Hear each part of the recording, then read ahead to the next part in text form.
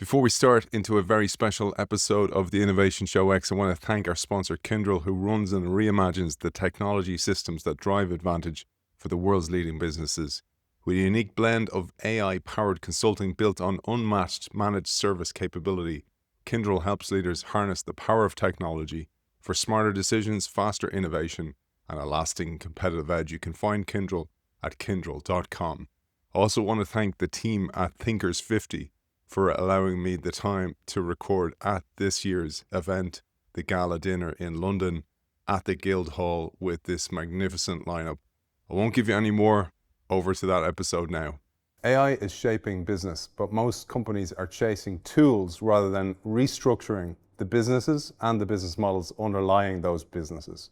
The picture is confusing. 95%, according to MIT, of Gen AI projects fail or underdeliver on their projected value, if they add any value at all. Tech giants and consulting arms are letting go of swathes of people only to rehire them weeks or months later. The picture is confusing. The puzzle is incomplete. So we have to look at what is underlying these businesses. It reminds me of Amara's law. Amara's law is a technological law where we overestimate the value of a technology in the short run, but undervalue the extent of that change in the long run. But Amara's law applies not only to the technology, but the business impact of that technology.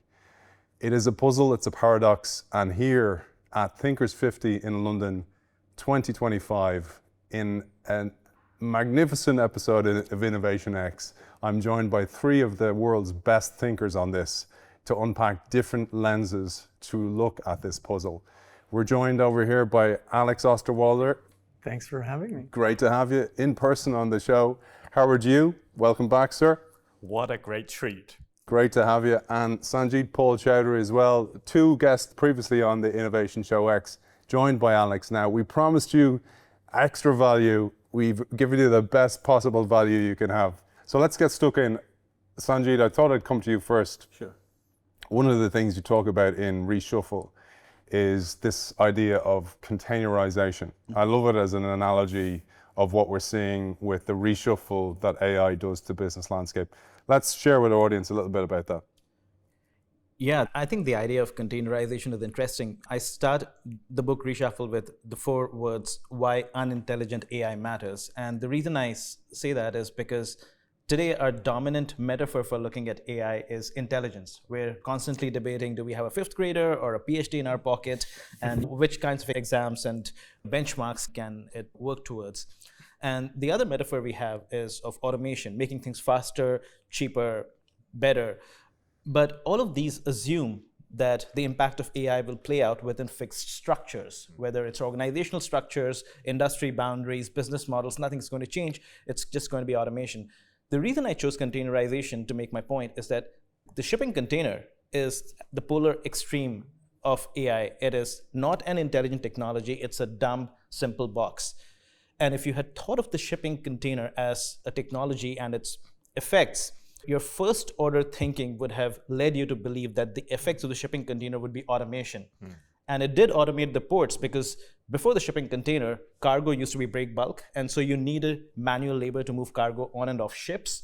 With the shipping container, you standardized that interface and hence you could now have cranes. But if you had just stopped at the impact of the shipping container and read it as automation, you would have missed out on everything that unfolded beyond that. Because what really dramatically changed things with the shipping container was when trucks, trains, and ships agreed on a common standard for the shipping container. The reason that was important was now you could move from source to destination independent of whether you were landlocked or at a port with the same reliability. And reliability has incredible value in a world where business boundaries are determined by what we call transaction costs. And because shipping became reliable, the whole logic of manufacturing changed. Because before that, you wanted to keep things in-house as a manufacturer, or you wanted to keep your suppliers close by because shipping was unreliable. As a retailer, you wanted to rely on distributors because they would keep the stocks to manage unreliability. The moment shipping became reliable, manufacturing got unbundled. We started seeing the rise of global supply chains. We started, most importantly, seeing component level competition, because now you did not need to build everything in-house. So companies could specialize, plug into a global supply chain, and compete at the level of components. And once components improved, the larger product innovation happened with improving components. And that's what gave us the computer industry and many other things. So my key point with all of this is the impact of AI will play out not through making things faster, better, cheaper, automating, agentic. All of that is a distraction. The real point is think of these second and third order effects and see the reshuffling of the system. One of the things I took from your analogy was the people would have invested in cranes or they would have invested in a technology to move the shipping containers, much like we see with AI. That's right. And also, it's a nice segue for Alex, because I thought of the moving of these containers much like your business model canvas, and actually how that helped for many of us, me included, with the shift from, say, media, where I worked, the shift from analog to digital meant that it wasn't just a layering of digital on top, although that's how it started. Most companies, for example, a newspaper just had a brochure that sat on a website and it didn't move, it didn't have any interaction. But to your point about the underlining model and unbundling it, it meant a total restructure of the entire organization, about the skill sets, and we'll come to you, Howard, about this, the capabilities needed for that organization, but most importantly, to the business model underlying it. And that doesn't always spell new value. It can actually unbundle value in a negative sense as well. I'd love you to give your view. You did a webinar recently about this, about the effect of AI on business models. And I thought bringing you gents together was a superpower to give people a true lens of what's going on. And I love the analogy, looking at how the environment is changing and everything that needs to happen. I'll kind of zoom into one company, one business model, but I'll use an analogy as well. And Steve Blank actually came up with this, the inventor of the customer development lean startup methodology. And we were talking about this summer. He's saying, Alex, do you know, in the 1900s, there were 4,000 wagon manufacturers. And yes, well, do you know how many actually became car companies? And the answer is, like, a lot of people say, oh, zero. Well, there was one. Studebaker is the brand that made it from, wagon manufacturer to become a car manufacturer. Wow. And then you can stretch it a little bit and say Billy Durant, he sold all of his wagon, manufacturing assets and then started a car company, and then later on GM. But the point is, if you look at what happened there, there's a technology component. But the big lesson to take away is there was a lack of vision and leadership to actually use this in new ways and make things happen. Right? So one is the environment has to change. You need leaders there who see, okay, well, AI is now here. What could I do to support that ecosystem? But the big one is leadership within companies. Yeah. So entrepreneurs are pretty good at that. And then, one out of 100 will maybe succeed big. But when we look at large established companies, many of them are going to disappear because they do not have that visionary entrepreneurial leadership. You always have to run the company you're running, at the same time you need to transform. So all that to say, AI, at the end of the day, is just a technology. It's a very powerful one, enables a lot of things, but without the visionary leadership and then the drive to implement that and the right systems in place to allow people in a company with drive and who want to try things to let them thrive, is not going to happen, right? So we're going to see a lot of change, the macro aspect of how the economy is going to work, but also a lot of companies are going to disappear. And I'm not one to often say that, but it's just inevitable because the leadership we see in many companies today, the establishment, is not an entrepreneurial leadership. It's a very managerial leadership. And that managerial leadership is not equipped for massive change today. The capabilities of those leaders often aren't trained. So we'll talk later on. You expand on the work of James March, Tushman and O'Reilly, the idea of exploit, explore, and how many leaders are exploiters of the business model they've uncovered. And they don't have the capability to explore, nor do they take the time to build up those capabilities. And Howard, I was very fortunate. I'm always struck by the serendipity of doing the innovation show. I'm currently reading a book by Charles House. He's the gentleman who led to computer screens, etc. Earlier prototype in HP. You've studied in depth HP. And one of the things he did was he talks about how when there was a shift to transistors from vacuum tubes, many of the people he studied with, engineers, were gone overnight. And it wasn't a case of doing a night course to try and build out capability. It was simply gone. Because it meant more than a new skill. It was a shift in mindset of how you actually dealt with that new skill. And it made me think exactly of your work, because you're looking always at the capabilities needed for seismic shifts like AI will bring. And what Alex as well as Sangeet just described there, I never made that connection before. But essentially it calls for almost like an architectural innovation, but at the industry level. So Rebecca Henderson and Kim Clark would study architectural innovation inside a firm. But what you both just described is the architectural innovation happening at the ecosystem or at the industry level.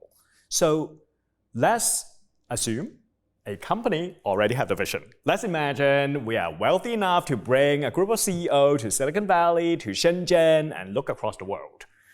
They have the time and they immerse themselves and come back with a vision. Let's assume vision is there. I suspect company can get it right. They need one more thing. They need to know exactly how things work today in order to map out how things should work in the future. So who knows what? How things getting work done, because so many companies we work with, they don't even know how it works. Take a pharmaceutical company, anybody, right? Even generic drugs or, biopharma. If you ask for 5 levels down, no one knows how things work. And without knowing who knows what, exactly how things work at a master plan level, first is you cannot reimagine the future, because if you change one thing, you worry the whole thing would have a meltdown, catastrophic consequence. Or you cannot even leverage AI to give you some new way of working to eliminate what should not exist from day one. So I could really see there are 2 sides of the companies. One is having a vision and also the prerequisite knowledge about how we are working right now, so that they could reimagine the future for this architectural innovation at the industry level. Hard. This is why I think only a handful can make through their way. But hey, look, it's always the winner takes all, right? When you face seismic shift. One of the things that came up at Thinkers 50 was, say, for example, an organization doesn't know where to bet. You talk about, for example, an organization should only have 3 priorities. Any more than that, they don't have any priorities. But where to play as well is very difficult. And things like the Metaverse didn't help us, where organizations were putting bets in there, maybe investing in it, trying to build capabilities there, and it didn't play out. So that's been known as FOMO, fear of missing out. But one of the things that it brought to mind was, how do you know where to build the capabilities for the future if you don't know where the future is going to be? So I would just give a very short answer, then Alex and Sangeet, please build on. But I think there is almost like conservative company having this like simplistic view. Transformation is after deep analysis, one big gamble, and it plays out. That wrong. Doesn't work, yeah. That wrong, damn it. Because Steve Jobs almost shut down iPhone 3 times before he launched it. The famous Alexa project by Amazon was born out from the collapse of the Fire phone. So capability is different than product offering. But of course, once you learn you fail, now this is hard. You need to keep the engineers, not firing them, do real postmortem, capture the knowledge, show it, use it, and recycle it. Most companies just don't have that emotional resilience to have those type of conversation, let alone show it across. So yeah, I think capability is very different than the product offering itself. You're looking at Meta, right? Yeah, Metaverse is like crazy, but there are capabilities they built around hardware, which you see expressed in Ray-Ban. We don't know how things would unfold, but if you don't keep on stacking up, where would you have the future?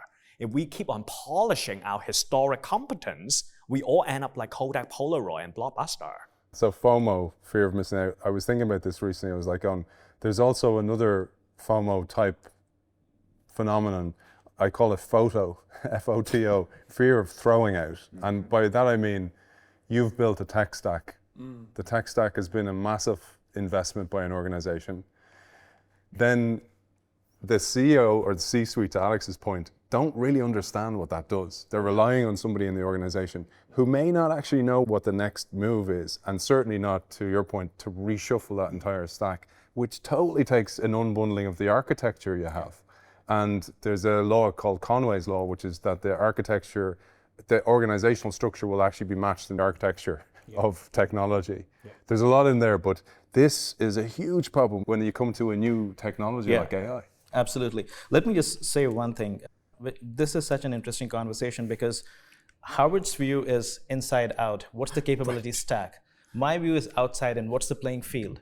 And I feel, and I don't want to oversimplify, but I feel Alex bridges the two things really well. And he does. He really does. Right. So I'll just complement what Howard just said to answer that question.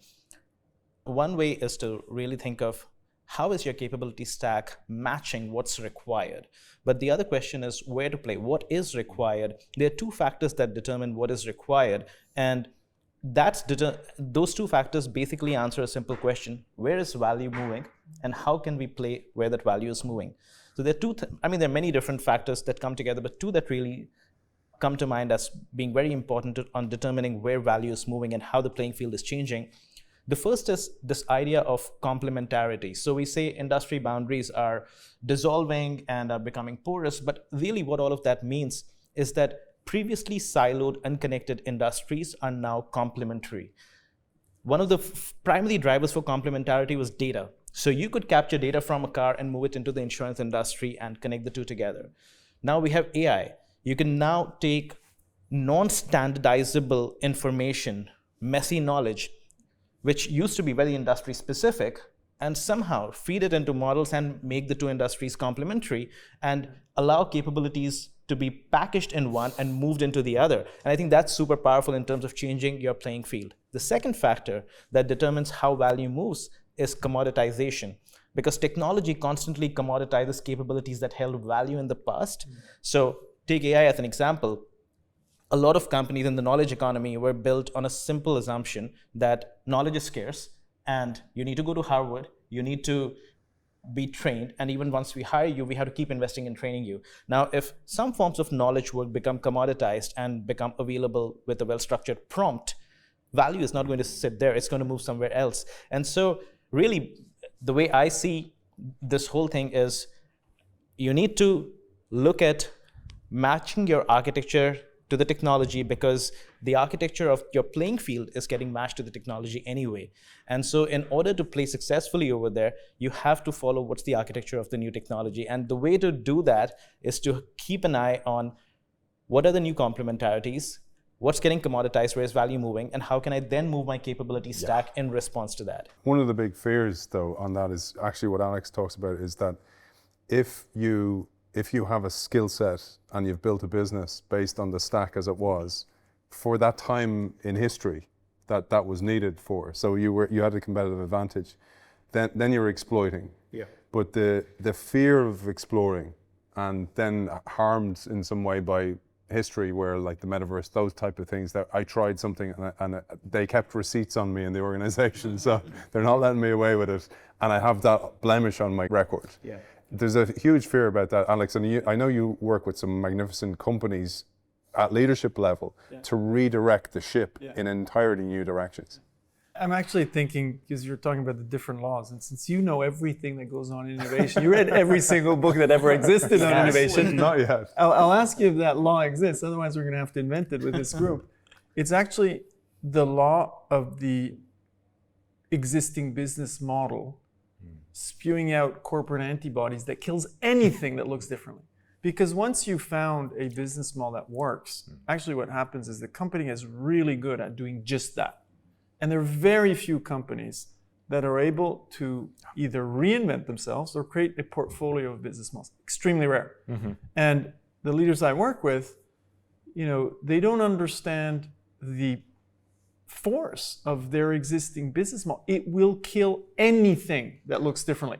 from the radically different business model to maybe just a new value proposition that has slightly different margins, because the sales team is not going to want to sell that because they're not going to get their bonus. So the existing business model, there's a law of the existing business model killing anything that looks differently. And the best companies, and there are few of them, they are paranoid of disappearing. So they create a fertile ground where people can explore. And there'll be tons of failures, but the winners will emerge. And I think with a technology as powerful as AI, you just don't know what's going to work, so you have to explore. But when your existing business model continues to kill everything that you're trying, it's not going to work, right? So a lot of companies, you have innovators. They find something that works because you don't lack ideas, you don't lack the people who could build it. But then the system, the business model, like how you run your company, will kill anything unless the leadership has a very clear vision where we're going and is going to help support some of those that look like winners, invest more, scale them. Because most ideas, they die in the scaling phase. Yeah. Companies have amazing ideas. Now, the wrong part, just quickly back to the exploit. What companies do often very wrong is they want to win big, so they invest in one big idea. So the corporate antibodies won't kill it because it's already so big. That's the problem. They couldn't shut it down. They couldn't shut it down, right? So I remember one person telling me, Alex, in our company, it's actually very hard to get money for a project. But once we got it, it's hard to turn off the tab, right? So they continue doing things that won't work instead of creating more like an ecosystem where they can explore. So that's why these giants have a hard time too. Is there a law on that? Because that was the original question. Osterwalder's law. Yeah, of the killing business model. There is a solution around, but I just haven't seen enough example. But let's pull our heads together, right? Because there is a idea about modularity. And you apply inside a company that could be quite powerful, because what you described is that I need to be able to stitch together a business model and dismantle it at speed with scale. And I could only think about one, theoretically, is the modularity. That any capabilities or any way of working a small team is like microservices, and here we are Thinkers 50. We all heard about the higher story. I see a little bit about MasterCard, but I just haven't seen enough company who have gone down the long train of hard work. Break up the monolith from tech stack to organizational design to institutionalize a new culture. But once you actually have that, theoretically, conceptually, you could actually adapt quite quickly because the sunk cost is lower. And also, you could build something relatively quick, and when it doesn't work, you could dismantle or rechannel elsewhere. Any other example? No, let me build on that, because that's actually a really good point. Modularity makes you structurally agile. So you're building capabilities, you can recombine them. There's a challenge with modularity as well, and that is that traditionally companies were defensible because they had high fixed costs, right? But if you just build out all these building blocks and everybody else is building blocks, the barriers to entry go away. Where's the new barrier to entry? So the way I see this happening, and I'll take the example that we both love so much, Shane, right? The barrier to entry is you need to be modular, but you need to integrate across the modules where you can compound your learning. Traditional vertical integration was based on the idea of minimize transaction costs and maximize your margin that you can capture from the customer. Today, that does not matter.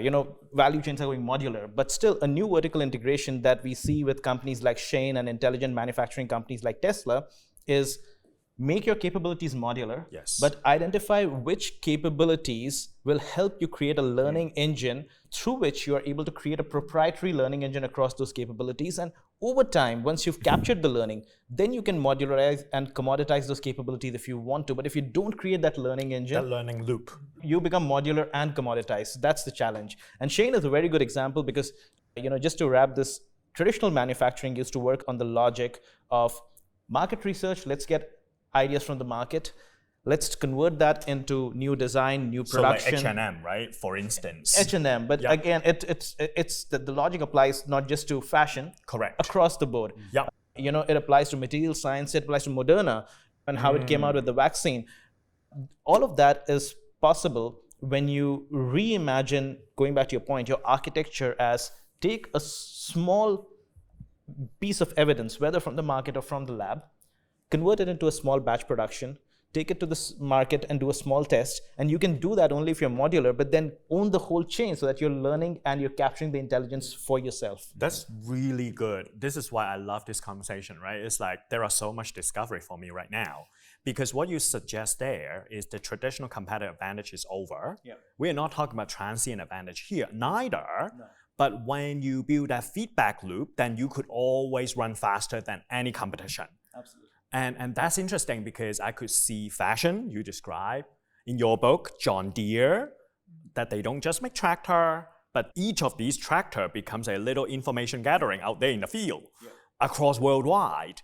Figma against Adobe in your book again, but is this idea you build in so many feedback loop so that you know much better at a global basis what are the little tweak I could do to win I call 1 inch ahead, right? In the end, you don't need to be perfect.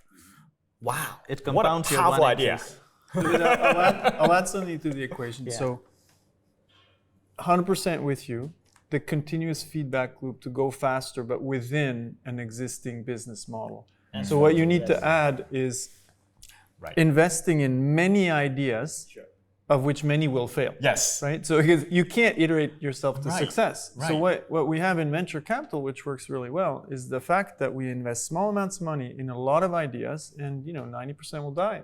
And then we double down and invest in the 10%, the whole portfolio approach, right? So what's missing, in addition to those quick feedback loops, is also the idea failure, if we do it the right way, is actually going to let the best ideas emerge. So we start small, we invest small, and then we double down. Absolutely. And it comes back to, this is actually an interesting phenomenon, and that's why probably 95% of projects in AI don't work, is that in established companies, what gives you prestige?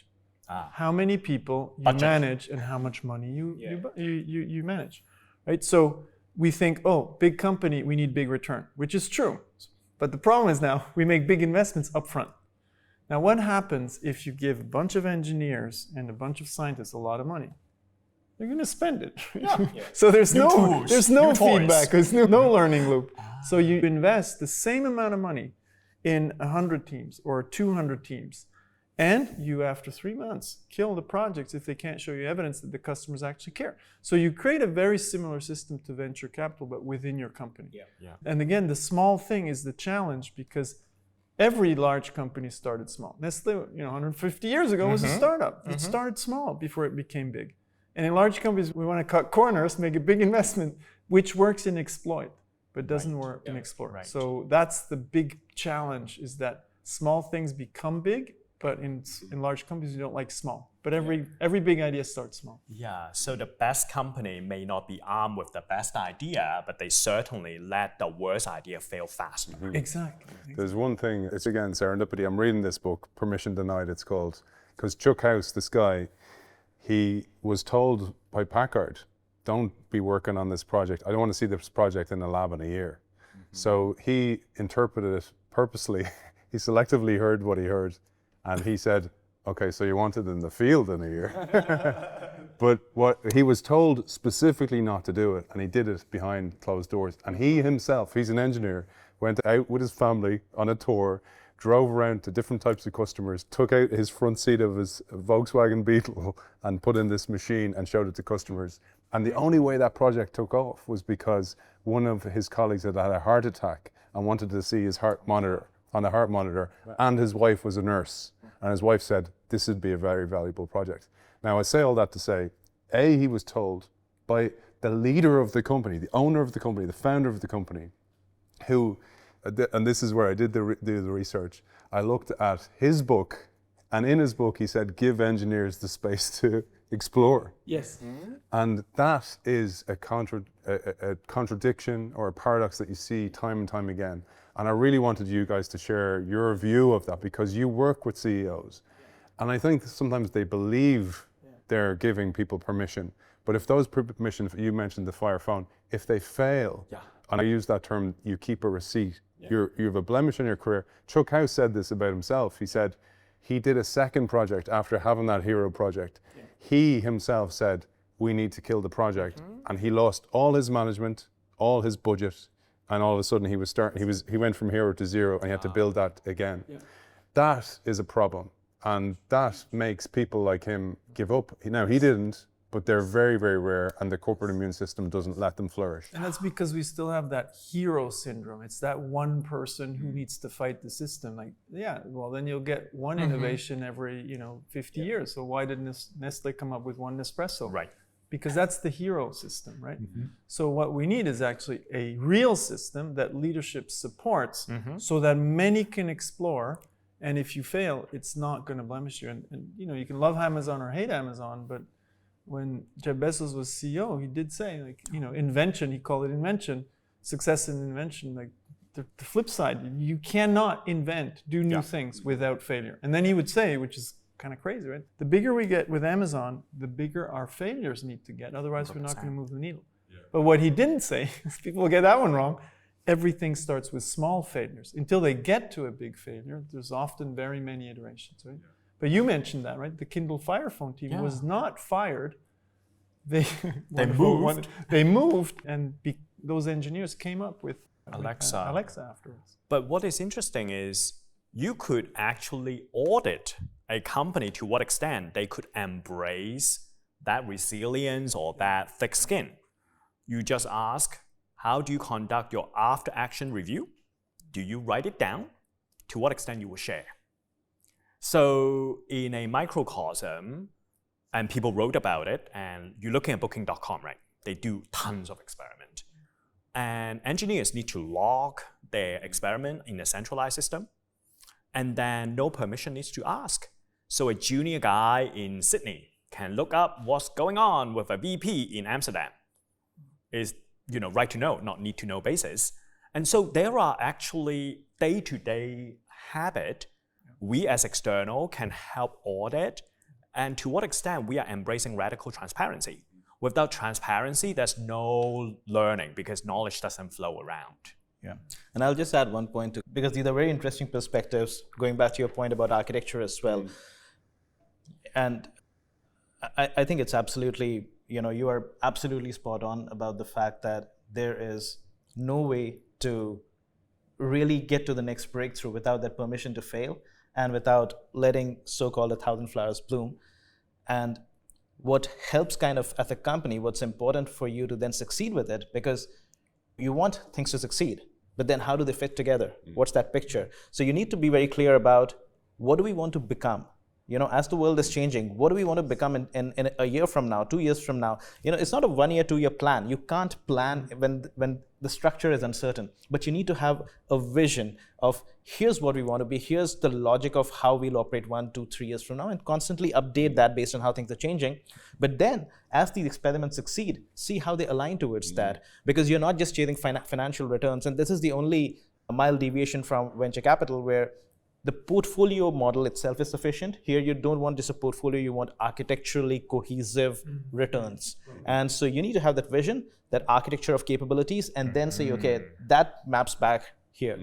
But can I just build on what you said at the end? Because I think that vision piece is missing a lot in established companies, right? So just ask yourself, how many CEOs can you now, count on your one hand probably that you can remember having a very clear vision of the future, right? So you mentioned MasterCard, which is a very beautiful example of having a very, very clear articulation of what that vision is, and then they don't know exactly how to get there. That's the experimentation part, but the vision will not change. And the vision is not a budget. I think a lot of the time we've seen is that it's a vision of the future. We have a vision. How much time do I need to tell you that we want to grow by X amount? That is not. That is not. Inspiring. And MasterCard said the former CEO kill cash. That's it. And that's the vision, right? And that's the vision. Operate within that. And everything just falls throughout the organization. Now I'm in Africa, a small team working in Kenya.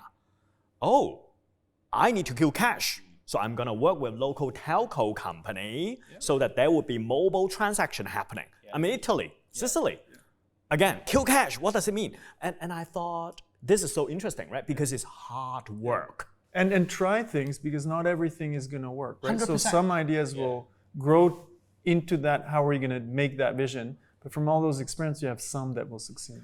No, I think this is really a really compelling example. The idea of kill cache, within it has the assumptions of where we play and how we win. It assumes that we're not playing in a cash economy, and the way to win is not to continue investing. So there. cool. And I think, just a one-line, really quick, interesting example happening right now is Shutterstock is having a Kodak moment today, right? Because just like, photos move, you can generate photos, 100%. but Shutterstock has reimagined itself to say, we're going to be the place to guarantee good photo usage in a world of abundant photos. So artists will be compensated. We're going to do a partnership with OpenAI so that they can use our catalog, but then the artists will be compensated. And if you're an organization, you don't need photos, but you need consistent photo usage across the organization. We'll do that governance for you. We'll move it away from execution to governance. So it's, again, vision and then aligning everything in that direction. And FYI, I love Shutterstock. It's like, you going into different platform, and this is like, all these are junk. And now I understand why. We're talking about competitive advantage before, and I think there's one thing that is very interesting to look at today is that you still get some competitive advantage from a very strong business model. So why is, we have Apple with iOS and we have Google with Android. They're just two. Yeah. Why? Because their business models are literally invincible. But now, when you look at the most successful companies, you can actually see that they have a culture of experimentation. So just back to those who made it explicit. Take Amazon, take Netflix. They made very clear how they invest in innovation. So they don't just use the words, they clearly show. Like take Amazon, we invest long-term and we invest short-term. Yeah. We're gonna be world-class at managing warehouses, but we're also gonna be world-class at exploring new things. So you could actually read, now, I'm not a great investor, but I always look back at those things. The writing was on the wall. Netflix, same thing. So you can see which companies actually invest not in a technology, so not, Metaverse, AI, that's not the point. What they invest in is explicitly in the key aspects of an innovation culture within a company. And we can map those, you can see those. Yes. So then it doesn't matter if it's AI, if it's whatever, any technology. So the technology is never the challenge, it's the opportunity. The challenge is that the company hasn't built the ability to reinvent itself. Yeah. So you can look at that and you could codify that. It would be actually great academic research. Can we codify an innovation culture? I believe so, because you read Jeff Bezos' investment letters, he's been saying exactly what he's been doing. Yeah. You could copy that. Yeah. It's just that very few companies have actually copied that innovation DNA. And what Alex mentioned there is so important, because the exploration bit, they actually codify as explicit mechanism. Yes. As like organizational stuff, you could see the 6-pager before even ChatGPT coming along. People need to write a press release, work backwards. Yeah, the one-way door, two-way door. Correct. So these are the artifact, you could say, is auditable. You're walking in, you ask, and what strikes me is whenever we have conversation with AWS and middle manager, they just roll it out from their tongue.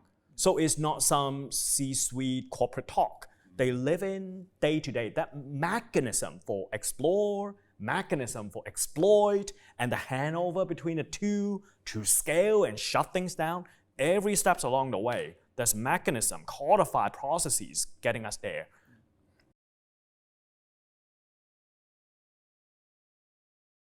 There's a very important point in here that I really don't want our audience to miss, and especially if you're a leader.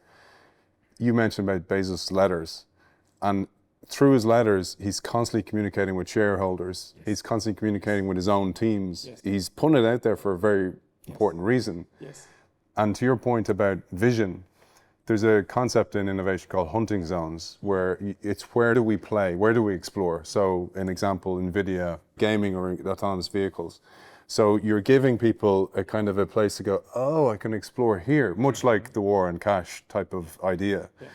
That doesn't matter about AI. That doesn't matter about digital, doesn't matter about whatever your business does. It's actually something that's so controllable by leaders. And I'd love you to share a bit about this, because it's so absent in so many organizations. Like your point about in Amazon, they can roll it off the tongue. Yeah. But most organizations, as you go down the elevator in the organization, the message is diluted as you go down. We work with one company that doesn't have hunting zones, but they actually did invest in some really great ideas, and they got them to a certain stage, like they're experimenting, these are real businesses, but they're not breaking through. Why? Is because they do not have a clear vision of the future. So not the hunting ground per se, because they did that work. So the businesses could actually scale. But now there's no explicit vision of where the company is going. Like how is the world going to look like? How are we going to go there? And then there's no explicit protection of these ideas that made it to a certain level. So here's what's going to happen. If there is no protection of those ideas, they're going to die because the corporate antibodies are really strong. So in that case, because I do think we have different cases, in that case is really you have the idea, you have the evidence, everything is proven. But from here to turn that into a meaningful part of a multi-billion-dollar company is actually the willingness to now scale these ideas, to take that risk as leadership. And the challenge you have is that the CEO and the C-suite doesn't actually call the shots. It's the board and the investors. So there's a huge personal risk to leaders taking that last step. It's easy to do the portfolio part and the small bets and the failure, but then actually investing is the last piece. So, it's not possible everywhere. Amazon could invest in Amazon Web Services. Why? Because the ownership structure. Because the stock market said, you guys are crazy. Why are you doing IT infrastructure when you're an e-commerce company? So there is a thing there. And take Paul Polman, with the whole sustainability vision, he took a huge personal risk and he did something you could almost argue it's maybe illegal. He told shareholders, if you want to, invest with us, think long term. What he forgot to mention is they're the owners. You can't tell the owners what to do. But so there's something there that I think in the conversation is that we talk about the C-suite as if they made the decisions, but when you do not have board members in the stock market that understands how a company has to transform, it's going to be very hard. And they nearly have to face an existential crisis like Shutterstock in order to get that architectural shift inside an organization. You've got great examples of this. No, I think, we're sort of kind of dancing around a really nice theory over here. There's corporate antibodies, which I really love. There's a second piece, which is architectural alignment and vision, and you need to balance that together. And I'll add a third thing over here, which I think adds some flavor to what you're talking about, and that is that we have been brought up in a culture of getting to answers. We want to be certain of here's the answer, I've figured it out. We want to give confident presentations, and the way to get to answers is you build really good sensing mechanisms. Get all the information, get all the data. Let's create some nice reports which give the answers. Well, I believe we are moving to a world where answers are cheap. I mean, a simple manifestation is, answers used to be $400,000 to McKinsey, and now it's one prompt to ChatGPT. And I'm not saying that they're perfect substitutes, but they're directional. Very close. Awesome, actually. They are maybe better, right? So deep research, pay for the premium, $300 a month. Do not want to pick up fights with McKinsey, but the point is very clear that directionally, we're heading in a direction where answers are cheaper. So what do you do when answers are cheaper? The value moves away from getting to answers to asking the right questions, because asking the wrong questions has opportunity cost of getting you down the wrong rabbit hole. The right questions have compounding benefits. 1 inch ahead compounded is really powerful. It's not just 5 inches anymore. And the way to get to that is to move from sensing to sense making. And that is, don't just look at data, create maps. It's the age of exploration. When Portuguese exploration started, they had not figured out Cape of Good Hope and how we get to Asia and all of that. They constantly created better maps and kept on betting with better maps. That's what we need today. So we need to move from sensing to sense making at every level of the organization, because without that, we're just going to be caught in, give me better answers. Where's the data for this? Yes, we need data, but for sense making, not for getting to answers. So I think that's, that's the final part, and I'll throw into this theory that we have. I mean, what Sangeet you just mentioned is, the most effective executive must have the ability to zoom in and zoom out. And range, breadth. And they cannot just take some reckless bet. And we have seen company take reckless bet. What happened is that in the name of courageous move, the C-suite actually do not know how to zoom in. the best leader is you're looking at all these iconic leaders from Procter & Gamble to Unilever, from NVIDIA to at the height of power of Intel, right?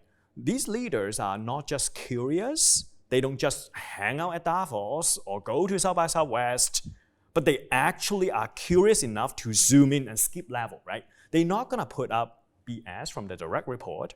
They're gonna go 3 levels down, but not to just the existing operation, but dive into new venture as well. Yeah. And I think if C-suite outsource their thinking, why should they command such a nice package? And the thing, what I like about what you're saying is that going back to managerial leadership and entrepreneurial leadership, what does an entrepreneur actually need to do on the path to success? Zoom in, zoom out all the time. 100%. Right? So you're from, I'm going to sign a contract with my first client to how is the world going to change? Which business model is going to make money? So you are forced to zoom in and zoom out. Now, in most companies, I shouldn't generalize, but what I see very often with the clients we work with is you'll have world-class, exceptional leaders in a specific domain, marketing, operations, finance, but they're not used to zooming in and out of all the topics and how they connect. Because in an established business, in the exploit part, you don't have to always understand everything. This is a well-oiled machine. But as soon as you do something new, it's not going to be enough to just understand operations. Clients don't care. Okay, we might want to change that. You have to sign this contract with the government to be allowed to do that. So you have to navigate. And that entrepreneurial thinking and zooming in, zooming out, and then adapting constantly, that's not a skill that, it does exist in established companies, but it's not one we value very much. We say, that's an annoying person now. She's bringing up this and that. And, that is the skill that allows you to explore. And that exists in companies, but they don't have a place to explore. They don't, and they often get thrown out like an antibody would crush a pathogen. One of the things that came to mind, and it was based on something that you said, Sangeet, about the idea of data, access to data from diverse sources. I thought about this, and excuse the analogy, I think in analogies and metaphors. I was reading recently about what the effects of psychotropic drugs do to the brain. So psilocybin, for example, is that the brain has been compartmentalized or balkanized. You mentioned that term earlier on. It's got these compartments for specialities. And what these drugs do is that they turn them off. So the brain starts to connect across and literally make connections that were broken in the past. And I thought about the data thing, but then I thought more importantly, and you were saying about how you've had some insights today, and this is the goal of this Innovation Show X, is to bring people who have expertise together to have discussions across those boundaries. But inside organizations, people exist within these silos for a very good reason. But now, because the architecture of the organization, to the point of Conway's law, needs to change, they need to be flowing into each other, sharing information, and not feel threatened by that. And that's a huge, huge issue. Again, to the point of this is a reshuffle, not of technology, but of structure. I think, so I love the analogy, irrespective of what people have issues with the exact topic, but we need psychotropic drugs for organizations. It's in your drink.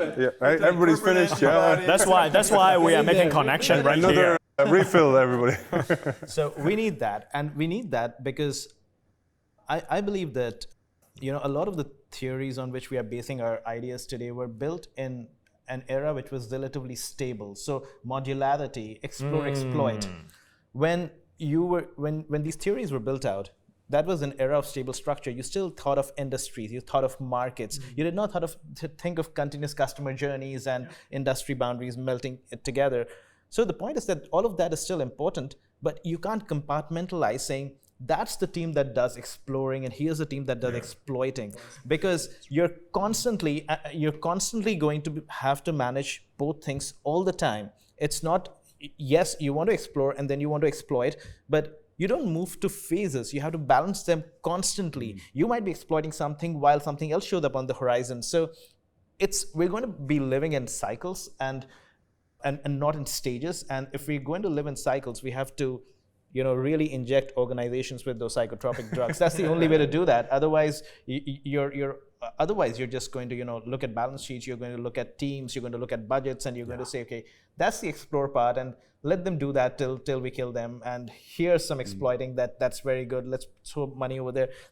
It's just a wrong way to think about uncertainty and change. Yeah. 100%. But you activate, this is back to the vision, back to the hunting zones, back to the shareholder letters. You activate the certain part of the brain, the reticular activating system, to actually go, these are important. These are places to look. These are places for hints for the future. And the exploiters of the organization are usually on the edges. And Andy Grove famously said, snow melts from the edges. That's where the changes first start to happen. And the exploration teams are usually in a lab somewhere or an R&D department where they have no access to the outside world. Yeah. And it's that thing, and I know certain people are more exploration minded, maybe more curious, but when people are activated to go, this is actually important to the organization, then they can start to notice things. Yeah. But the way it actually works is you cannot have black and white. So what people sometimes confuse is they think explore lives somewhere, exploit lives somewhere else. So what I like to talk about is the dual mindset, is that I'm a CEO, so guess what? I have a meeting with the sales team for a known product while I'm in exploit mode. And then I have a meeting with my product team looking at something new. The same person, I need to ask completely different questions. So I'm in explore mode. So it's not that it lives there, it lives here. No, you flip between these all the time. And then you'll have people that, maybe in sales, they see some needs there and they become part of an explore team. Yeah. So you have that fluidity that you're kind of referring to. That's true explore exploit. It's not left, right, black, white. It's that fluidity where we constantly explore. And we'll have people who are more comfortable with exploit. They'll rarely be part of an explore team, but they need to maybe enable an explore team. Yeah. So that fluidity is going to be incredibly important. And I do think some companies are better at it and some companies are not. And I think the worst ones are when you have, the explorer's over there. Yeah. And then you have cynicism. You're going to go put up some sticky notes or play ping pong. And, I don't like the cynicism because there's something there that is actually true. Yeah. But it's because we don't fully understand yet. I'd say that often the leaders haven't fully embraced this, but once you tell them how this works, I see a lot of leaders who say, wow, I want to do that. Now, do they make the jump? There's a risk to it. That's another question. And just in case some of the audience may feel like, but I work in a conservative industry or in a conservative region, GDPR wouldn't allow this. And I'm going to translate Alex's description into workable solution. Yes. And everyone needs to play a part. Yes. Now, the CEO must call out a vision. Now, if the C-suite have no idea where we're going to moving in and just a budget, they're not doing their homework. But then at the team level, divisional level, the team lead must be the one who open up sandboxes. Okay, you're in healthcare life science, a lot of constraint, fine. Create sandboxes so that others, a junior guy, can combine your internal data, external market data, run an AI experiment within a safe sandbox, report back in 2 weeks. Yes. If that junior guy require 5 approval, 7 approval form, fix it. That's the team responsibility. In PDF. Right, in PDF as well. And then if you happen to be junior or individual contributor, when you see the sandbox open, volunteer. So what is beautiful about what Alex said is you could apply to life science in Europe in the most conservative country, and that's fine. Because what you're aiming for, again, it's not perfection like NVIDIA, but 1 inch ahead, right? Yes. And then you win. Yes. Yes. There's an important thing I wanted to bring up. Alex mentioned about it's very difficult to reorient the organization unless it's board level approved or it comes from the top. And I thought about Joe Bauer's work. Yeah. So you studied under Joe Bauer. Resource allocation process. Yeah. And I always think of resource allocation process as it's like oil and water. There's a layer that doesn't mix, and that layer is often controlled by management down the organization. And for the point of Andy Grove, Andy Grove didn't decide the organization was beginning to become a semiconductor. The rules in the organization did. And the middle managed to decide where to put those resources. And I wondered where that played a role, because it can hijack the strategy of the organization, that leadership think they're doing this, but management or people who actually control the resources are doing this. Correct. And that can be positive sometimes, like we saw with Intel, but sometimes it can actually hijack the organization in the wrong way. 100%. So I think this is why that Bergman extension about autonomous activity is really important. Now, back then, you just need a few autonomous activity. That's fine because the world was slow. Yes. And what we're discussing here is like you need to turbocharge. Yeah. And so you need to have mechanism going back earlier so that whether it's sandboxes, whether it's documentation, so that that autonomous activity could go much faster. And when something works, you can then scale through intermodularity within the organization or shut things down as quickly as possible. And that is, the contour is still right for sure, but the speed of change does demand an additional accelerant. I'd add to that innovation is always bottom up, but you need the top-down systems building so that the innovation can actually happen. Yeah. So then I like to add to this mix when I'm working with some companies, I say, why is it dangerous when the CEO has an idea? What's the problem with the CEO's idea? We've all seen this, right? Nobody tells the CEO their baby's ugly. Yeah. So actually, innovation should not come from the top in terms, and when we're truly talking innovation, exploit is different. Yeah. But new breakthrough ideas don't come from the top. Now, what comes from the top is the vision. This is the direction where we're going. How we're going to do it. Like, what do customers care about? What are they willing to pay for? Leaders don't know if we're talking about the new world, because what they know is the past world. Yeah. So they'll make decisions based on the past world. So what we actually need to start to do is have this evidence-based investments that are bottom up, but within a strategic direction, within a vision. So kind of, left, right, bottom up, and zooming in, zooming out. That's right. That's what we need to create, these organizations that are extremely, I would say fluid more than agile, because agile has been hijacked already. I fully agree. I mean, I'm really glad you bring that point up, because I think agile comes from a world of operational uncertainty, which means that the structure is fixed. We know what game we are playing. Yes. We just have to figure out how to play it better.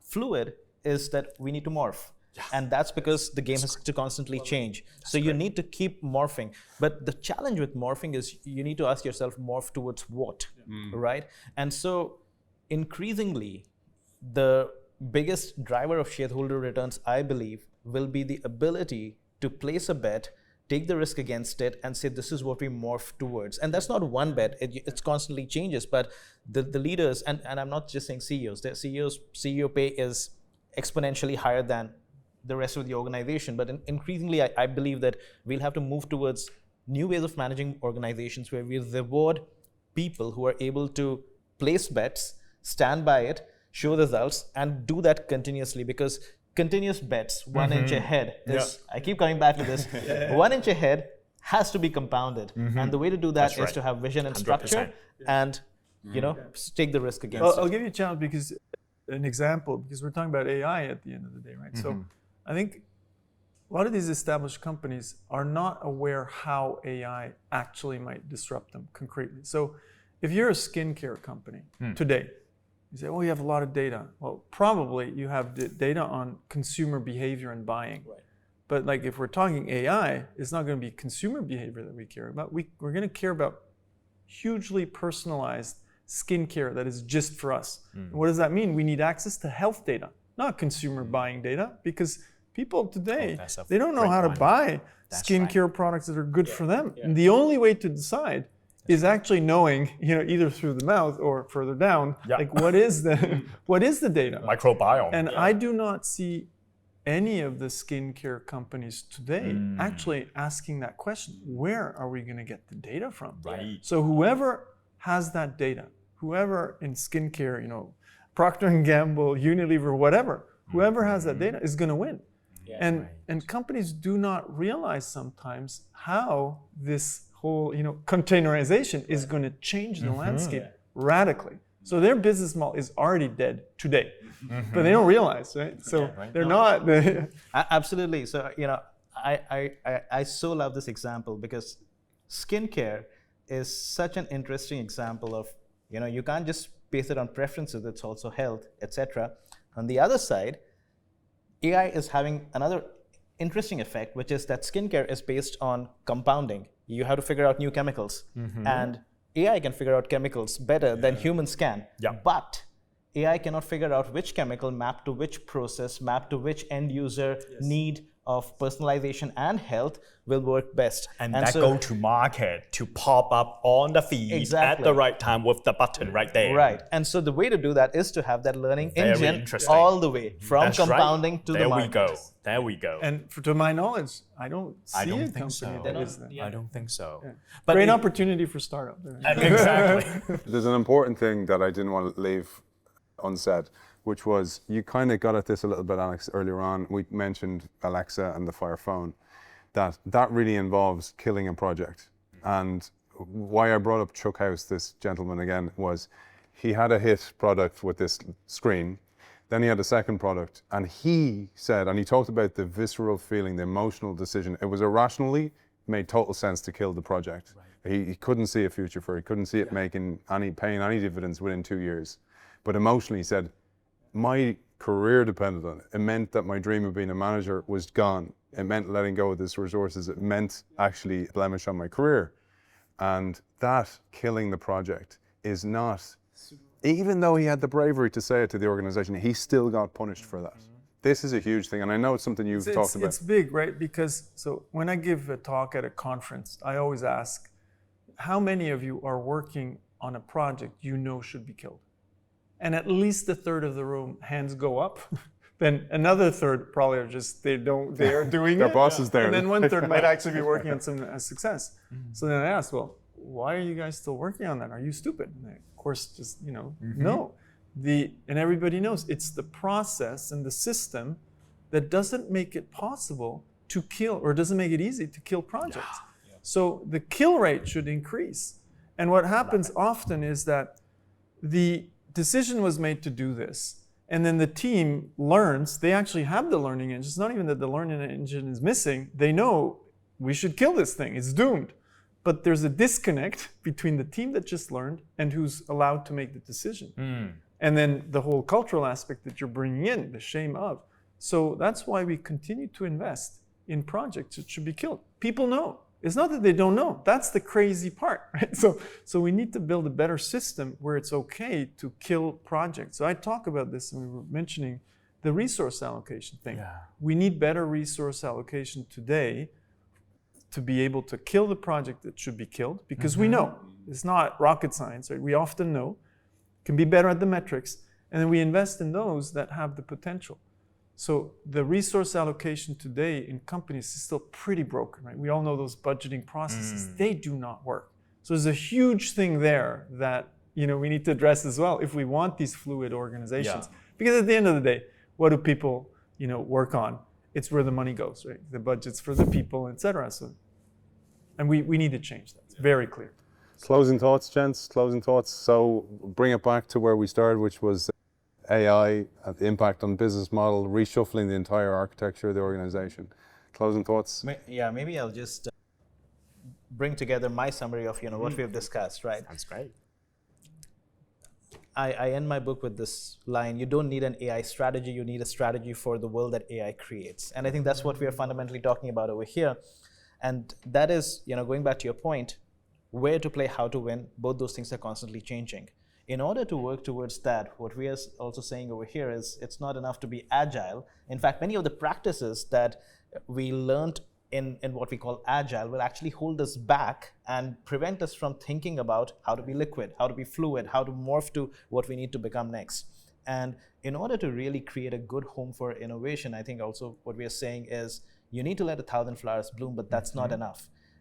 A culture of failure management is not enough. You also need vision, structure, architecture, and ensure that there's a way to map that back to all your experiments back to that, and to create that culture that enables, but when I say culture, I also mean incentives that enable that to happen. So I think that to me is, what I capture from what we've just talked about. Beautiful. Howard? And what we describe here, of course, are the key principle that organization will prosper in that future AI world.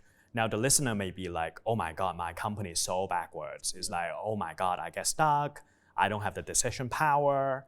But in the end, we don't need to shoot for perfection. It's like you don't need to figure out 2030 the 10 capability critical, it really boils down to in your local environment, maybe it's in Brussels, meeting this B2B client tomorrow. What kind of one thing you could do to start doing it differently that would allow you to build up that new skills so that you can perform and transform today? Again, nobody needs to become like NVIDIA. You just need to, again, 1 inch ahead of your local competition, meeting the same client, so that your skill would, cutting across. And that little win allows you to compound the success. You would feel the joy of success, and that would snowball. And Alex? For me, it's all about back to business basics. So we get blinded by technology, Metaverse, AI, whatever. At the end of the day, it's a means to an end. And the business rules haven't actually changed ever. It's like, we need to create value for customers and we need to create value for our business. Yeah. Otherwise, we're done. And then ideally, we start to add, like, how are we creating value for society? But just get the business basics right and understand how your organization should be set up to explore how we create value for customers, for our business, for society. Then you can deal with any technology, right? So now AI is indeed a very powerful technology, but if you don't get those business basics right, you're not going to get it right. So don't invest in the technology, invest in your organizational structure and capability first to explore things that can work with you. Absolutely. So where can people find you, gents? Alex? Strategizer.com. Strategizer with a Z, right? Strategizer.com. Howard? 1 inch ahead, Substack. And Sangeet?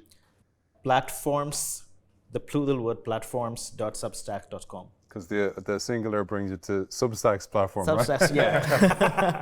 Yeah. And it's been an absolute pleasure having these gents. We have to get off to a black tie dinner. I need to shave my legs, and the gents here have to get their tuxedos on. It's been an absolute pleasure. Thanks for joining us on the Innovation Show. Sangeet, Paul Choudary, Howard Yu, Alex Osterwalder, thanks for joining us. Thank you so much. Thank you so Great much. pleasure. For making this possible.